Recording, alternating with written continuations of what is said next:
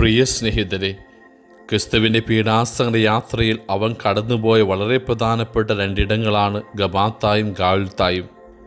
ഗബാത്തായിലേക്കുള്ള വഴികളിലുടനീളം ഏറ്റവും ദുഷ്ടതയുടെ പ്രതീകമായാണ് മനുഷ്യർ പ്രത്യക്ഷപ്പെടുന്നത്. ഇതാ സമയം അടുത്തിരിക്കുന്നു, മനുഷ്യപുത്രൻ പാപികളുടെ കൈകൾ ഏൽപ്പിക്കപ്പെടുന്നു എന്നാണ് മത്തായി സുവിശേഷകൻ അതിനെക്കുറിച്ച് സ്പഷ്ടമായി വെളിപ്പെടുത്തുന്നത്.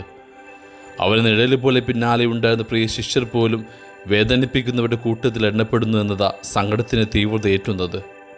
വചനവും അപ്പവും പങ്കുവെച്ച് വളർത്തിയ ശിഷ്യരൊക്കെ ഓടിപ്പോയി. അവൾ ശ്രേഷ്ഠനായി ഉയർത്തിയ പത്രോസ് തള്ളിപ്പറഞ്ഞു.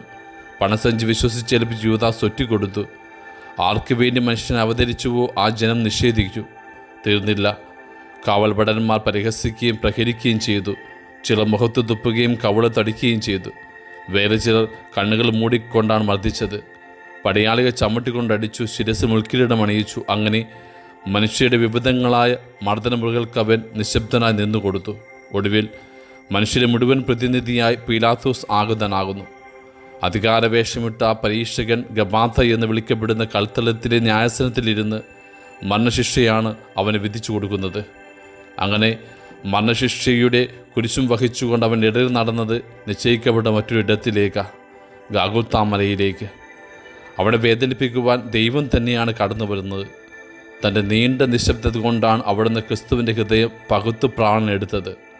ശത്രുക്കൾ നഗ്നനാക്കിയപ്പോൾ, പടയാളികൾ കൈകളിലും കാലുകളിലും ആണികൾ തറച്ചപ്പോൾ, യഹൂദജനം താഴേക്കിറങ്ങി വന്ന് വിശ്വസിക്കാമെന്ന് പ്രഹസിച്ചപ്പോൾ, സഹകുറ്റവാളി നിന്ദിച്ചപ്പോഴൊക്കെ താൻ ആർക്കു വേണ്ടിയാണോ ത്യാഗം അനുഭവിച്ചത് ആ തമ്പുരാൻ ഇടപെടുമെന്ന പ്രതീക്ഷ അവനുണ്ടായി. ഹൃദയവേദനയോടെ ആ പുത്രൻ ദൈവത്തിൻ്റെ നിശബ്ദതയുടെ നൊമ്പരം ഏറ്റുവാങ്ങിയ ആ സങ്കടം 9-ാം മണിക്കൂറിൽ വെളിപ്പെടുത്തുന്നത് ഏലി ഏലി ലാമ സബക്താനി, എൻ്റെ ദൈവമേ എന്തുകൊണ്ട് നീ ഉപേക്ഷിച്ചു എന്ന വിങ്ങുന്ന പരാതിയിലാണ്. ഗബാത്തായിൽ മനുഷ്യരുടെ ക്രൂരതകളെ ക്രിസ്തു അതിജീവിച്ചത് കുരിശിൽ അവർക്ക് വേണ്ടി പ്രാർത്ഥിച്ചുകൊണ്ടാണ്. ഗാഗുൽത്തായി ദൈവത്തിൻ്റെ നിശബ്ദതയെ അവൻ അതിജീവിച്ചത് തൻ്റെ ആത്മാവിനെ ആ ദൈവപിതാവിൻ്റെ കരങ്ങൾ സമർപ്പിച്ചുകൊണ്ടാണ്. നമ്മുടെ ജീവിതത്തിലും നിരന്തരം കടന്നു വരും ഗബാത്തായും ഗാഗുൽത്തായും. അതായത് മനുഷ്യരുടെ ക്രൂരതയും ദൈവത്തിൻ്റെ നിശബ്ദതയും.